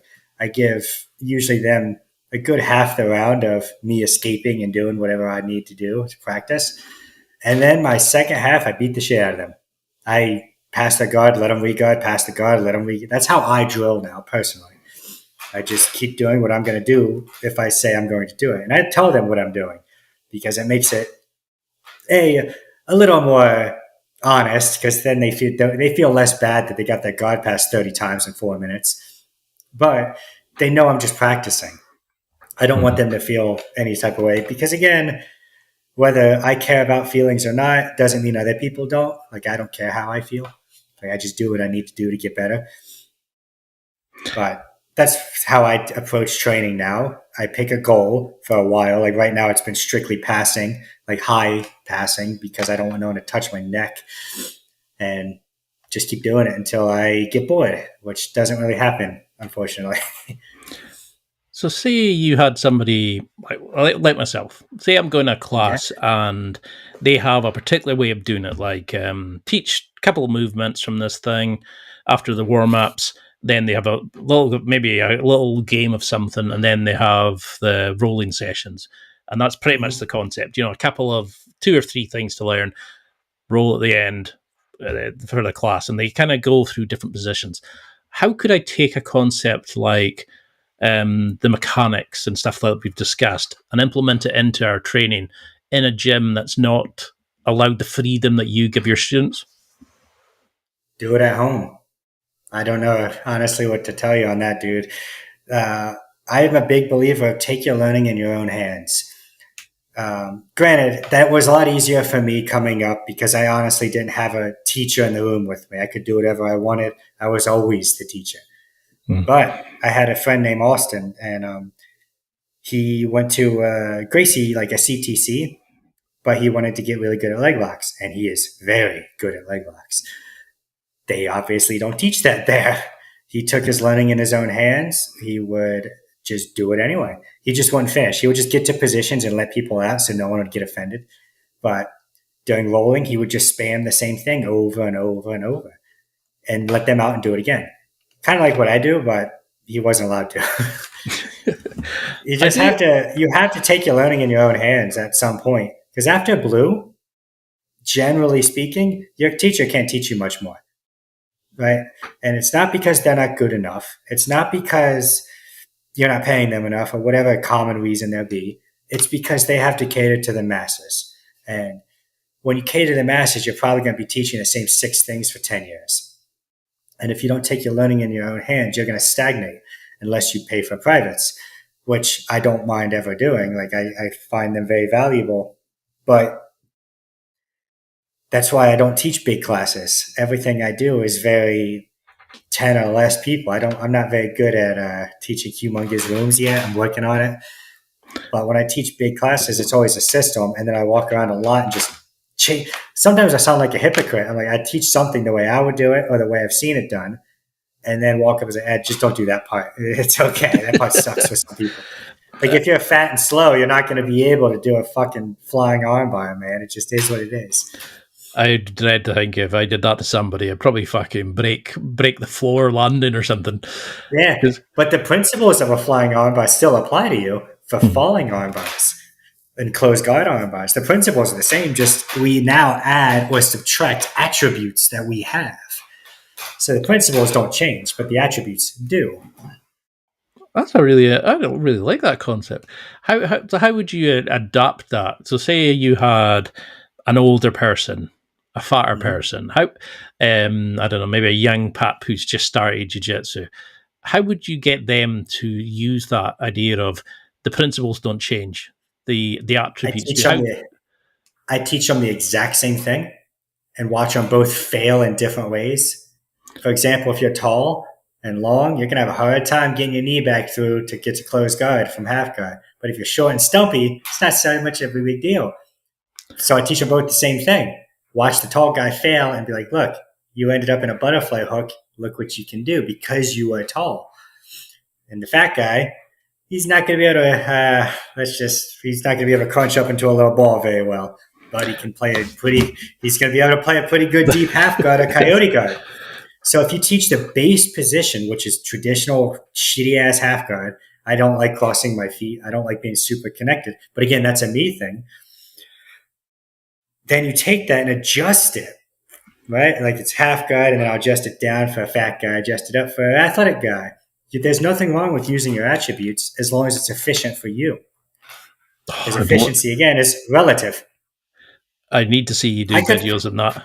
I think that's an amazing idea. So the thing is, I'm trying. It's just difficult to. A lot of my reels, I put a lot of time into thinking throughout the day how I'm going to fucking say that in less than a minute. And even still, there's a lot of stuff I want to add. So I think I'll start using YouTube a little more. I notice you do tend to use a lot more sort of IG reels and, shorts and stuff. Do you prefer doing these like little short things because it lets you just continually like do more and more? Yes, but I get to interact with people more, and I'm a stay-at-home like husband, man. I got nothing to do but gossip all day. So I get to just fuck off on the internet, and Instagram lets me do that a lot more than YouTube does. So how do you think that's changed you? Since if you look back at the Randy you were before, the fun-loving crazy guy, to the fun-loving crazy guy you are now, how do you think it's changed you? How has becoming a father changed you? How has becoming the house husband, the coach? How do you think you've changed when you look back now? And would you change any of it? I wouldn't change anything for sure, but the concepts are not different. I'm not much different than I was at 21 in terms of like I had my first son at 21. I was already coaching at 21, but how I approach people is different. I try to approach people a little bit better instead of just saying, "Bro, that fucking sucks." Immediately, I'm like, "Hey." Like it was again, Austin. I'll use him because he's one of my best friends. I was a purple belt, and I just met this guy. Like I just met him, and I just rolled with him, and he was like the top dog at his gym. And I just beat the shit out of him. I was like, "Bro, you fucking suck," and just walked away. And he was like, "That lit a fire under me. I'm glad you did that, but Jesus Christ, that could have came about a little better than that, dude." Like, I've heard you say how it was. That's just how it was. I've heard you say in another interview where you said something like that we say stuff that should be highly offensive, but we all know it's a joke. We all we'll insult each other to our faces, but we know we love each other when it's said with when it's said with love. And I was like, I think you said something like, "Oh yeah, if I call you a fuckhead or a dick or whatever, no, it's with love." Or I was just laughing because I was thinking, I think there is that bond, that jiu-jitsu bond. How do you develop it? How do you make friends through jiu-jitsu? Because I think that's something people struggle with. That's funny you bring that up. We were talking about this the other day. I find jiu-jitsu the easiest place to make friends because it's the one place it's not fucking weird to be like, "Hey, you want to go get a beer?" Because as a man, it's weird to walk up to another man and it'd be like, "Want to hang out?" When you're an adult, right? It's just kind of odd when you don't have anything in common with somebody. But jiu-jitsu, the one common thing everyone has, whether it's self-defense, whether they're an idiot, whether they're good, bad, it doesn't matter. They all care about self-improvement, right? Almost all of them. Of course, there's exceptions who just show up, I guess. I don't know. I don't have any of those right now. But everyone wants the same thing. They all want to get better, and including myself. I just want to get better. By default, make you better makes me better. It's almost selfish. If you're good, that means I can get better. And that makes it really easy to make friends when you know you have the same goals. It also makes it really easy to talk shit. Like it's fun. And do you think that's where people struggle? It's because we're so, in today's society, we're now at the point of we all have our private space. You keep yourself to yourself. You don't tell anybody. You can send dates to your house with your phone. You can order food to your house. We've forgotten how just to be a tribe. People. Oh my God. So people may think I'm an asshole because I'll say to your face, "You fucking suck." But I'll also walk up to you and tell you how much I care about you. I have never been afraid to express my emotions to another man, woman, person. It didn't fucking matter to me. Because I find that important. Self-expression is very important. And letting people know how you feel about them is important, whether good or bad. If I don't like you, I'm going to tell you I don't like you so you can decide what to do with that. I'm not going to pretend we're friends. I don't teach people I don't like. We kind of run them out the door. And it's not personal. They just don't fit in. And I have a culture I want to uphold. And it's not that we're not welcoming. We have all kinds of different backgrounds. We have people who've never done a sport. We have people who've played sports their whole life. We have all kinds of people. We have military. We have non-military, mostly military. And but no matter where you come from, you should still want that self-improvement. And if you don't have that, you probably aren't going to work in our gym. Well, it makes a lot of sense. That you're there because you're all wanting to learn the same sport and you're wanting to improve yourself. So why would you not try to find the people who are, well, it's almost like why overcomplicate it? Why not go to a place that you all like the same stuff and try and just go, well, we like this. How about we like each other and do something else? Yeah. And there's 15 other gyms in my area, dude. It's ridiculous here. I always tell people when they walk in the door, you have options. It's not personal. I understand. If you want to go check other places out, go for it. Because I'm not for everybody. I am painfully aware of that. But at the same time, I'm for a lot of people who miss the realism of the game, life. Seems like that niche is starting to get filled a little more. I love how you're sort of open and kind of just bigger of a viewpoint you have than a lot of coaches who you only hear them talk about jiu-jitsu. You incorporate a lot of life stuff into your videos as well. And, you're very you've got a lot of depth to it. And it's something that's missing a lot of in jiu-jitsu. We don't see that in everything. It's missing in everything, man. Nobody fucking looks at the deeper picture of anything anymore. And I'm not old. I don't want to pretend to be some wise old sage. I'm 33, dude. I've just been through a lot. And I would take those shitty situations and just try to learn from them versus let it define me. I don't understand the people who have something bad happen to them and then let it just ruin their fucking life, dude. I don't get it. Make a personality out of that. Exactly. Like the whole victim mentality, I just don't get it. I understand even I had moments where I just want to vent versus have my problem solved. But that's what my wife's for. I'm not going to fucking talk to you about it. That's not your place. No. I always say that to people what's it the saying? I'd rather listen to you moan than go to your funeral. And yeah, exactly. People don't want to talk anymore about their problems, which is frustrating. But at the same time, if you're going to talk about your problems, be willing to help solve them. There has to be that middle ground. You can't just complain forever. But I also don't want you to go fucking off yourself. Like, don't get me wrong. There's a middle ground there that needs to be explored a little more often than not. Mm-hmm. So what other ways, because originally when I had this question, it was, what's mental frameworks and habits do you use to kind of to view life, that makes you and you can view that kind of like at this kind of level. But that's probably overcomplicating it. After I now need to get to the simplification of it. No, it's okay. I'm pretty good at breaking it down. So what makes you then? Do you have things like that you will only stand for this, and this? Do you have a viewpoint where this is the most important thing, or I need more of this to survive? Is there things that the non-negotiables in your life? There is no absolutes for the most part, I don't think. Let me think here. Generally speaking, I try to be balanced in as many things as possible without hurting anyone else. If for example, I might have an opportunity to go overseas and teach at the end of November, but that's Thanksgiving and my wife wants family time. So I have to balance those things. But I also believe you should make yourself happy, but not at the expense of your wife, for example. Like I would never do anything to make myself happy if it hurt my wife. But at the same time, she would never stop me from being happy because that she's my wife. It's just how it is. And that's a thing people don't do is balance their life. Pick a person, and I think it doesn't matter who. Well, it does, but it doesn't have to be a wife per se. It could be a friend. I don't know.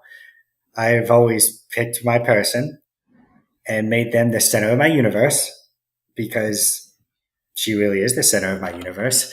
She is the reason I can do what I do. I get to stay home. I get to take care of all these people on the internet and teach them and help everybody.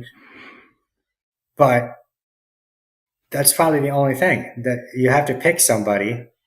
I know I'm getting off topic. I'm trying to think of how I would word this. I wasn't prepared for that one. I'm sorry. No. Well, I mean, how would we find that? You know, like, because you seem to have a lot from the relationship where she lets you be you let her be her, and you kind of find a balance between it that works well for both of you. You know, you let both sides you out. This might make it easier to understand. When my first wife passed away, I knew I wanted to have a family. I was like, that's important to me. And I was 28, and that's too young to be thinking I'll be alone forever, all things considered, you know? And I know what I want in everything. Like, I know exactly what I want, how to do it. I just have to actually go fucking do it, you know? It's nothing. Everything you could want is already Googleable. You can just Google it and just do the fucking work. And I knew what I wanted in a relationship, and I just didn't deviate. I didn't let other parts of me do the thinking for me. And when I was doing all my dating, I got tired of it because no one was what I wanted. I spent like 10 grand going on dates in a month, dude. It was absurd. And I tried to accelerate the process, and what you can do with money, obviously, if you go on a lot of dates and meet a lot of people, you can accelerate it. And I realized everyone's pretty much the same. They're all at my age group are very similar. There's nothing wrong with that. It just wasn't for me. And then I met her, and I knew we went bowling and just talked for like 6 hours. I was like, yep, that's the one. I knew that day. I told her that night. I was like, yep, we're going to get married now. And what did you say? Married. She was like, are you nuts? I was like, well, yes, but I know. So that's for you to find out soon, like. Yeah, so I was always very upfront and very honest with everything I've ever done or been, or I just don't see a point in hiding anything about myself anymore. And that made it really easy to find a partner I actually wanted. When you're completely honest and know exactly what you want, they can decide if you are what they want, and the other way around. And that's how I took that concept with everything. Jiu-jitsu is exactly what I want. I know exactly what I get out of it. I know exactly what my goals are. But yes, my goals changed throughout time. I used to want to be a world champion, and I realized I wasn't that good. So I was like, those who can't do, teach. And then I was like, wait. I can't just be a teacher, because then I'll look like a pussy online. So I need to actually be able to so I competed, and so I tried to balance both. I competed, I taught, and I was a student. I tried to do all three. I'd rather be in the top 90% than the top 1%, you know? I'd rather be in the top 10%, sorry. I'd rather be that top 10% in as many things as possible, like lifting, fitness, every major position in jiu-jitsu, than be that 1%, because it's not worth it to me to put all that effort into one thing when I could be really good at lots of things by just being conceptual and applying it to all over the place. So then what is success to you? Like, you know, that you've got the wife, you've got the family, now that, you've got the YouTube, you've got a lot of great friends through the thing. I'm sure you've made a lot of fun. What is it for you now? I have no idea, because there's always something in me that wants to keep trying to do more. I heard another podcast, and they're like, you have all these little avenues, side hustles, things you do. And I used to be really poor and had nothing. And now I have everything I could possibly want and still have nothing, because I just don't want anything. So I don't know why I do what I do often. Like, I don't have the best answer for you, unfortunately. I just can't help but keep moving, keep trying to better myself. I guess the biggest thing you would say is I try to better people around me a lot more. I'm a little less selfish, for sure. But that's what Instagram, at first, I didn't start it to fucking help people. I started it to build a name for myself. So when we kept moving, I would be able to find a job. But then it turned into what it is now. And I'm like, this is great. Everyone thinks this is helpful. All right. It feels a lot better to help a lot of people than just get a follower account. I love that because so many people do it for the wrong reason. They do it for the ego, they do it for the money, whereas you were just doing it just to kind of get your stuff out there. And it's, I don't think you sort of appreciate just how your level of depth and honesty is so refreshing and it's so inspiring. It's kind of like, fuck, wow, it really hits home and it makes you kind of want to be a better man as much as a better jiu-jitsu practitioner by watching your stuff, especially some of the stuff you've said tonight. Is there a transition that you've seen a student make that has really inspired you? Has there been feedback you've gotten about how you've really changed somebody, or something that you could think of where you've been blown away by the transformation in that person? I have two students, and both of them are the godparents to one of or the other of my kids right now. One is Gabby, and she runs a gym in Delaware, where I'm from, and the other is Chase.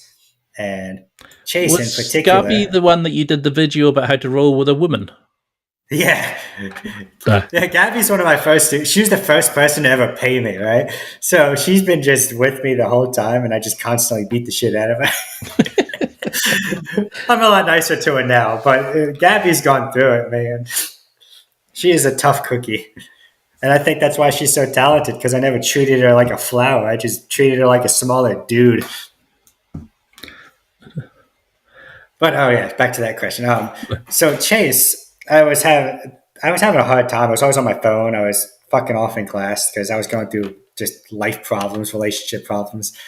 And he was like, dude, you're kind of fucking up because we're all here to learn and you're just sitting there being an asshole.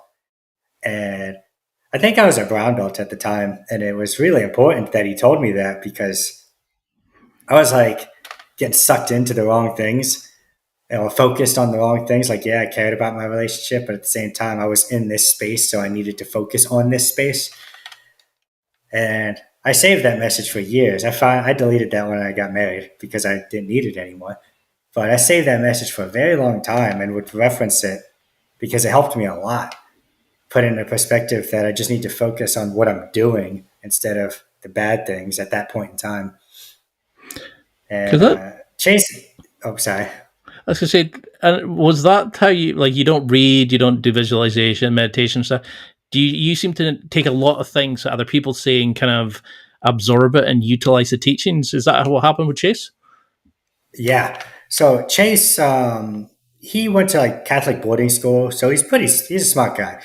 He has his flaws, just like we all do. I have to tell him to clean his fucking room when he was in the military. Like, we always fuck off. But he, one time we were hanging out with my older son, because he's my older son's godfather. And we dropped him off back to his mom's and we were just hanging out. He's like, dude, I wish my dad did all the shit you guys do together. And that's when I really realized I was making a difference to people, not just in the game. And that was really humbling in a way, because like I never got humbled getting beat up in jiu-jitsu. I expected that to happen. But all the people who tell me they help them in some way that's not jiu-jitsu related is pretty humbling, because I just think I'm some regular dude with a little bit of discipline autism, and that's it. Like, I don't think I'm special. I just do what I feel like I need to do. I'm not afraid of I'm not afraid to fail. It's going to happen. Why be afraid of what's going to happen? But that's a beautiful thing to say. I mean, it's so many guys always go, no, they don't want to talk about anything about loneliness, depth, loss. No one wants to think of themselves as not the best. And the fact that you can Exactly. just say, especially men. No. How do you find that with your guys in your class? How do you see that change in them as you kind of talk to them and work with them and sort of befriend them? I have one of my students who just came back, and I'll leave his name out of it. It's a little personal. He had a lot of issues with women. He was a big playboy. He's 22. He's handsome. And he has some previous life situations happen. And he was gone for a couple of weeks, and I was just like, bro, what the fuck? Where you at? And he's just being an idiot. I'm like, you got to get back here, dude. Because ultimately, the sport is just a vessel.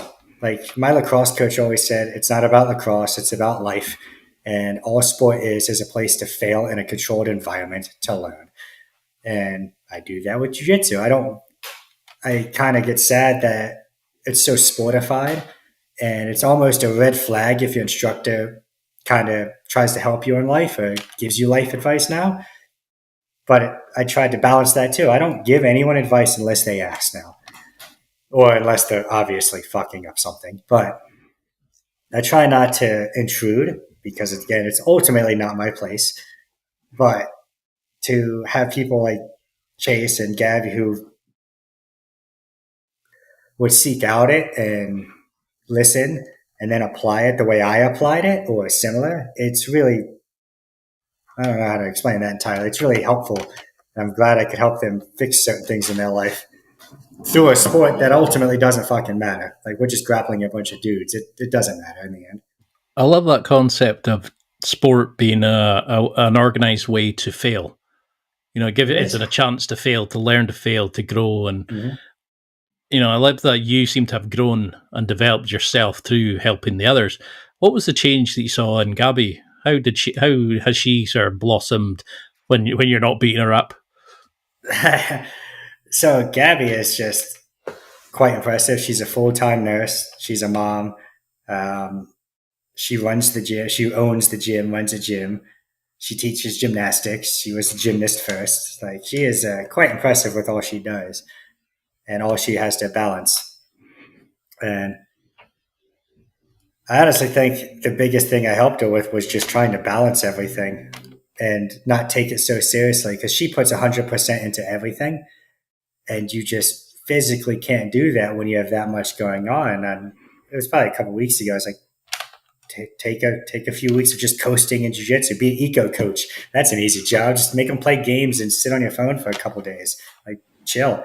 Because she's the only teacher, so she can't not be there. But you can still benefit your students while relaxing.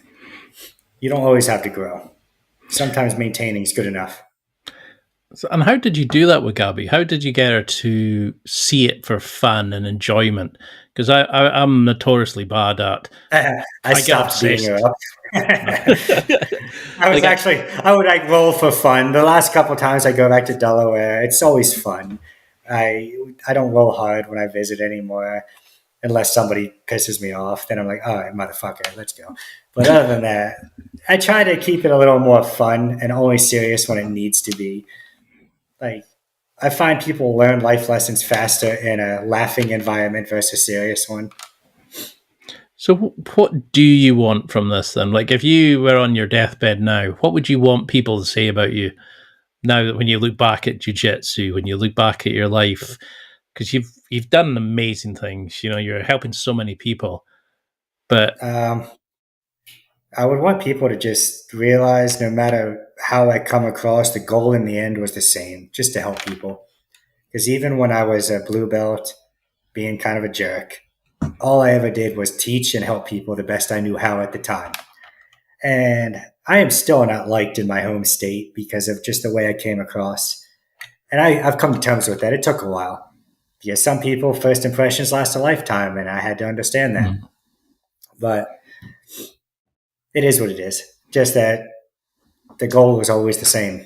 The methods changed, but the goal never changed. And do you utilize anything? Do you try journaling? Do you do meditation? Do you just discuss it with friends and stuff and try to make sense of it through your head? Or a lot of it's just I think, and I don't know. I don't really actively meditate per se, but I lift, or when I'm driving, I think, things like that. I think a lot, but I don't like sit there and do the whole kind of thing. No. I tried the Headspace, you know, the one that is like a guided 10-minute thing, and I thought, this is shite. 2 minutes in, I was kind of like, okay, I can see the point of this, because it wasn't that like I'm the day shite, you know, it was just the sit down and try to let your thoughts go, and you're like, oh, okay, I can see the point in this. But I've used up so much of your time. I would love to have you back on. No, of course, anytime. I don't really do anything. I'm going to say that because there's still so many rabbit holes I'm trying to avoid going into, because I was thinking we could talk about these things for days, but until I can have you on again, and I've honestly knew you were going to be good, but the depth of your answers has blown me away. Like, I love how open and honest and vulnerable you've been about everything. what do you want people to remember from this? Because we've covered so many amazing Dude, things, from jiu-jitsu to just- life to beating up your students to how you met your partner and made a beautiful family. What do you want people to take from this? bro, just be okay with failing. Men should already be okay with it. 99% of the times you walk up to a chick, you're getting rejected. Just take that mentality into everything. Like, you can't take it personally. And again, I wasn't always good at that. Like, there were times I was like, man, I know I'm better than you, but I lost. Doesn't fucking matter. I lost. It doesn't matter if I'm better. Mm-hmm. But being okay with failing over and over again, and the only way to get comfortable with it is to just keep failing over and over again, and eventually you'll be all right. And again, it's a controlled environment. Jiu-jitsu is the easiest fucking sport because you can tap at any moment and it resets. I tell my guys, just tap to reset. It's not losing, it's resetting. Whereas other sports, you can't tap in the middle of a football tackle. Like, you're getting blasted, dude. It's just the way it is. But you got to be really okay with failure and knowing when you failed. Again, tap on time. Know when it's time to go, man. You fucked up. It's okay. Just move on. Have amnesia. Is that the best thing to do? Is that just see it, admit it, and then just go on? No one's remembering the taps. We're only remembering the fun. Exactly. When I played soccer, one of my coaches was like, you can't get mad at every ball that goes in. You got to have amnesia and pretend it didn't happen so you can continue the game. And that, again, took me a while to understand.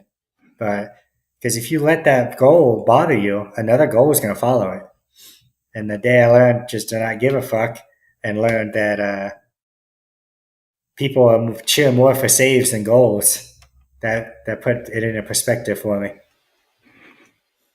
Oh, beautifully put. I mean, I can remember I would think about a tap. I could have a brilliant training session, and the one thing I tapped would be the thing I'd be pissed off about the whole weekend because I had been tapping rather than just going, actually, that was quite good. And then that's also it can be healthy to focus on the failure, but not be negative. But that's that balance. I don't focus on the things I did well in class. I focus on the places I messed up and how to fix it. But I'm not mad at myself for fucking failing. I'm not angry anymore. And again, I was. One of my coaches said in soccer, again, I hated this one because it fucked up my mind for a while, but it made sense. The goalie is the only person on the field whose mistakes show up. My mistake shows up on the scoreboard.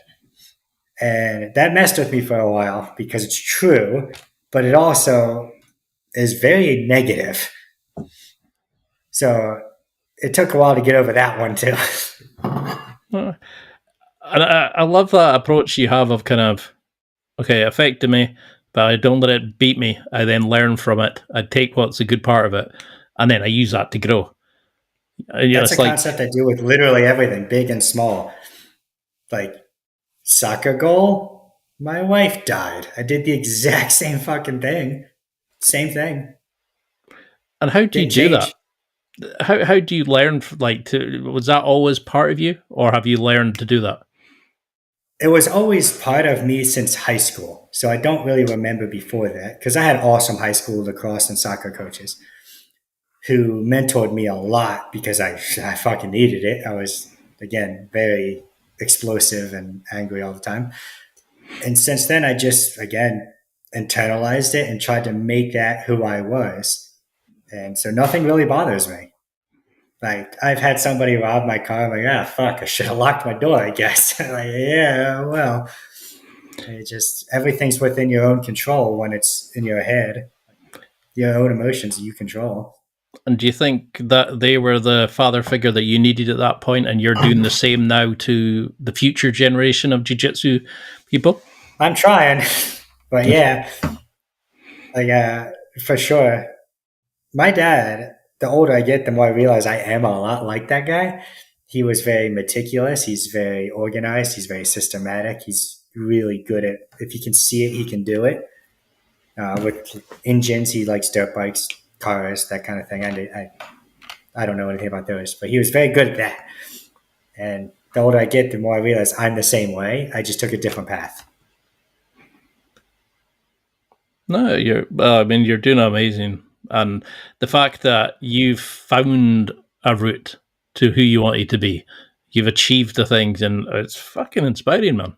I don't think you're giving yourself enough credit for the amazing transformation you've done, but you're also now giving that back, and you're making jiu-jitsu fun again, which is I try. which It is is bloody fun, man. hard. Like Jiu-jitsu is fun.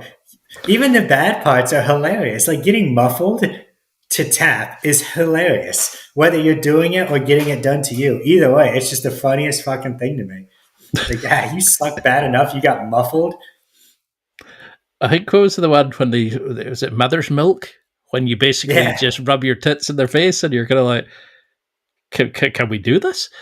I remember I did over underpass to a girl, and she didn't realize that was an actual pass, and she thought I was just like, I was thinking, what do you think I was doing? Dry humping you? It was. Oh my god, I got one of those stories. Oh man, that'd be a quick one. Let me tell you this one. This is hilarious. So I learned the rear naked choke by breathing all my air out, compressing, and then using my back and chest to finish the choke with my breath. So I was grappling this pretty Brazilian chick, and I breathed all my air out, got her back in, breathed in, and choked the fuck out of her, right? And I get a message from her, and she's like, "Why were you sniffing my hair?" And I'm like, "Oh God, no! I promise, I was just doing the choke. No, I'm not creepy. I promise. I'm not creepy yet. I promise. I'm not old enough to be creepy. I don't think. Not yet." That's maybe an actual. That's maybe an area we should cover. How do guys avoid being creepy cunts? Because there's a lot of jiu-jitsu guys who... Dude, honestly, just don't be. Like, there's a stupid trope, but it's also true. It's only creepy if you're ugly. Like, I know that that's a thing, too, and it's unfortunate for some gentlemen who are just different looking. But don't make it more than it is. Like, if you accidentally grab a tit, say, oops, sorry, and move on. Don't make it a big deal either direction. Don't be nonchalant like you don't care, but also don't over apologize 7,000 times. Just move on. Like if you look at Gabby, she's pretty. It's grappling. It is what it is. I'm going to grab her. I'm going to choke her. She wears fucking short shorts. What do you expect me to not touch her legs in grappling? It just is what it is. Just don't make it more than it is. And usually the 115-pound girl is the one that kicks your arse the whole way through the round. They're the only ones who kick you in the dick too, because they don't have one. I remember, man, Gabby's hit me in the dick so many times. I'm like, motherfucker. I trained with a girl, and she came to me after the round and said, "Oh, that guy's creepy as fuck." And I was like, "What do you mean?" And I have a younger sister, so I'm used to getting told I'm a cunt and all this to my face, and she's not shy, But this girl, and I've always learned to treat people the way you want to be treated. And this girl came to me, and she was saying about this guy who had felt her up. Basically, she said the first time I let it go because it was a role. Second time, okay. And she said by the third time, I'm thinking you're doing this deliberately. And I just thought, really? Is this what you're going to do? Go to a sport to feel up people that, it's like people who buy OnlyFans rather than learn to speak to women. Oh, dude, yeah. I don't get it. I don't understand. But it is ultimately a contact sport, and it may be a male-dominated sport, and I love that are women joining it. It's very awesome. But they also have to understand that this is a contact sport. Your tits and ass are going to get touched. It just is what it is. You can't take it personally. I pay good money for mine to get touched. Exactly. That's why all these middle-aged dudes are doing it. They're lonely. This is the new form of IPA, man. Instead of joining a beer IPA club, they start jiu-jitsu. I've had some of the worst injuries from jiu-jitsu. Like girls knee me in the throat and in the back of the head. They're like, "Yeah, women are ferocious.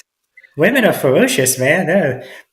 They think they can't hurt us, but at the same time, they are smaller, weaker individuals. So I wish they would learn teach themselves that, because the first class I got, I had a girl growling at me because she couldn't get my arm free for an armbar, and I was kind of like, "Oh, so we're in this part of women, are we now?"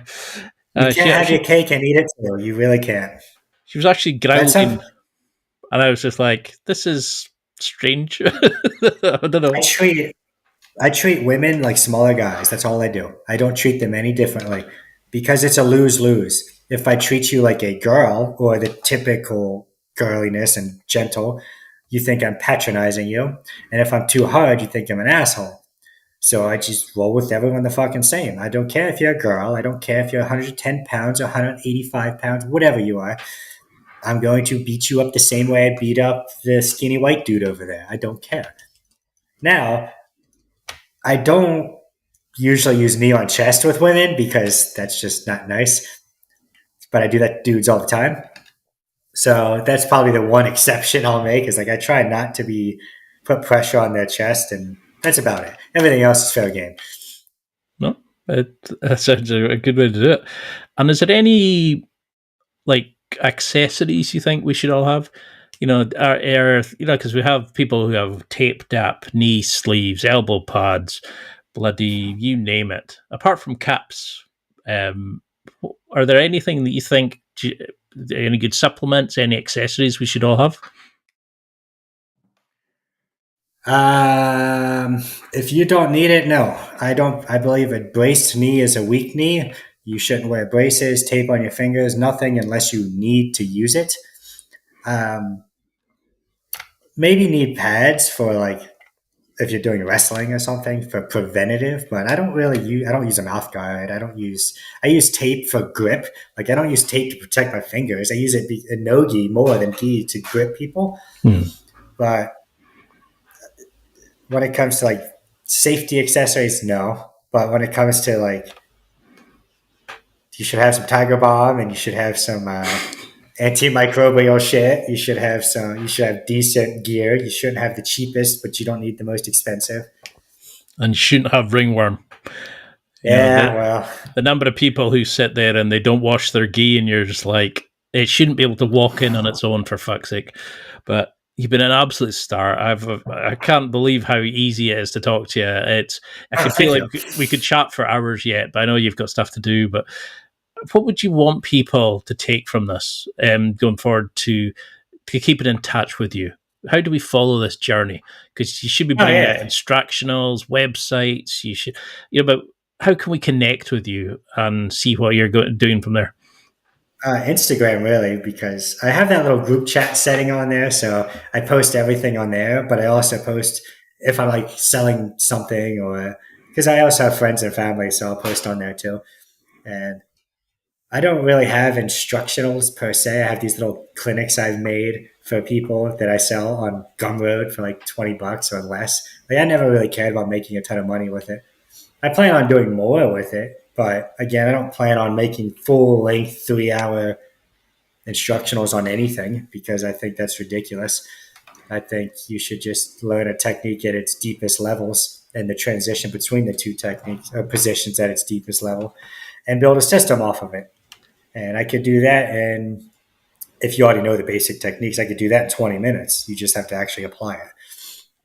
Why overcomplicate it? Yeah, exactly. It is what it is. Jiu-Jitsu is not that hard. Dude, it's fucking not. I never thought it was hard. I just sucked. There's a difference. I will not say, but I was definitely that as well. Dude, I sucked ass, but I knew what I needed to do. I just wasn't coordinated enough to do it yet. Well, what's your Instagram handle for those listening? It's Black Belt Randy with underscores. So Black_Belt_Randy.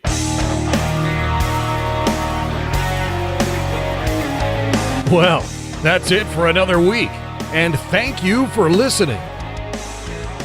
It's now time to take what you've learned and use it to develop and enhance your life with the key points mentioned. Listen, try it, embrace it, use it, and crush it. Now's your time to hit that next level in your life.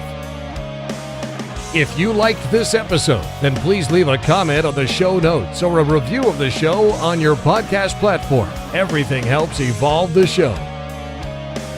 Until next week, keep seeking the next level in your life.